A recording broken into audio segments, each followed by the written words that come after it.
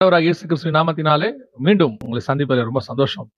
ரொம்ப பரபரப்பா உலகம் போயிட்டு இருக்குது. நிறைய நியூஸ் நீங்க பார்ப்பீங்க. அதுவும் இப்பல்லாம் YouTubeல நிமிஷத்துக்கு நிமிஷம் நியூஸ் வந்துகிட்டே இருக்கு. அதுல ரொம்ப முக்கியமா அப்படின்னு பார்த்தீங்கன்னா, துருக்கியில மிகப்பெரிய புரொடெஸ்ட் நடந்துகிட்டே இருக்குது. அதாவது அங்க இருக்க மேயருக்கு ஆரம்பிச்சு இப்ப எர்டகன் வரைக்கும் அத்தனை பேருக்கும் எதிர்ப்பு இருந்து துருக்கியில ஒரு மிகப்பெரிய மக்கள் புரட்சி ஏற்பட்டுகிட்டு இருக்கு. இன்னொரு பக்கம் அமேசான், IBM, இந்தியால இருக்கக்கூடிய போயிங், அதாவது அமெரிக்க நிறுவனம், இவங்க எல்லாம் சேர்ந்து மிகப்பெரிய லே ஆஃப், அதாவது வேலைவாய்ப்பு இழப்பு ஏற்பட்டுகிட்டு இருக்கு. கிட்டத்தட்ட 14,000 பேரை அமேசான் தூக்கி இருக்கு. இது ஒரு பக்கம் நடந்துகிட்டு இருக்கு. ஒரு பக்கம் வைல்ட் ஃபயர், நார்த் கரோலினால அமெரிக்காவில் மிகப்பெரியதான ஒரு காட்டுத்தீ போயிட்டு இருக்குது. ஏற்கனவே அங்கே லாஸ் ஏஞ்சல்ஸ்ல நடந்துச்சு. அதுக்கப்புறம் பல பகுதிகள் நடந்துகிட்டே இருக்கு. இப்ப திருப்பியும் அங்க அது நடக்குது. இத்தனை விஷயங்கள் நடந்துகிட்டே இருக்குது உலகம் முழுக்க பரபரப்பாக. இது எல்லாத்தையும் தாண்டி மிக முக்கியமான 3 விஷயங்களை நாம் இன்னைக்கு பார்க்க போகிறோம். முதலாவதாக நம்ம எப்பவுமே பார்க்கிறது இஸ்ரேல் பாலஸ்தீனியன் கான்ஃபிளிக்ட். காரணம் இப்ப ரொம்ப முக்கியமாக போயிட்டே இருக்குது. இந்த இஸ்ரேல் பிரச்சனை அதிகப்படியாகி நாம ஜனவரி மாசத்துக்கு பிறகு, அதாவது ட்ரம்ப் வந்த பிறகு ஒரு மிக முக்கியமான அனௌன்ஸ்மெண்ட் கொடுத்தார். அதாவது காசாவை எடுக்க போறோம்னு சொல்லி. அதுக்கு முன்னாடி வரைக்கும் நெத்தன்யாகு பேசும்போது அப்படி ஒரு எண்ணமே எங்களுக்கு இல்லைன்னு சொல்லிக்கிட்டே இருந்தார். ஆனா இப்போ காசா பகுதியை அவங்க காலி பண்ற இடத்துக்கு வந்திருக்கிறாங்க. கிட்டத்தட்ட காசாவில இருந்து வெளியேறதுக்கு விருப்பப்படுறவங்களை பாதுகாப்பா எந்த நாட்டுக்கு வேணா அனுப்பக்கூடிய ஒரு சட்டத்தை அவங்க ஏற்றி இருக்கிறாங்க.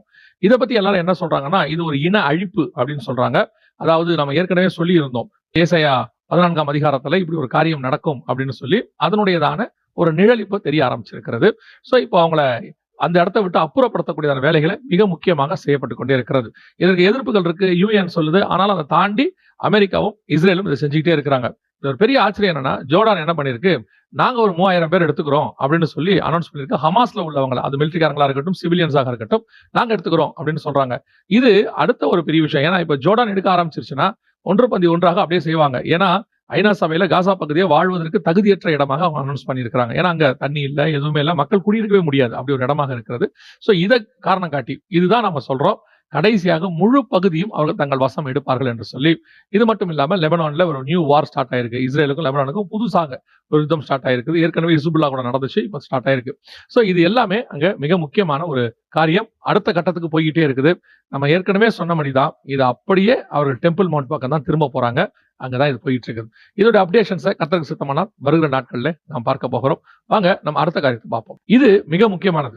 ஈரானை பத்தினதான் ஒரு விஷயம். ஈரான் என்ன பண்ணிருக்கு அப்படின்னு கேட்டீங்கன்னா, ஸ்ட்ரெய்ட் ஆஃப் ஹார்மோஸ் அப்படின்னு நம்ம சொல்லுவாங்க. அதாவது நம்ம இங்க பாக்ஸ் அலசந்தி அப்படின்னு சொல்றோம், கெனால்னு சொல்றோம் இல்லையா, அந்த மாதிரி நிறைய காரியங்கள் இருக்கு. அதுல இந்த ஸ்ட்ரெய்ட் ஆஃப்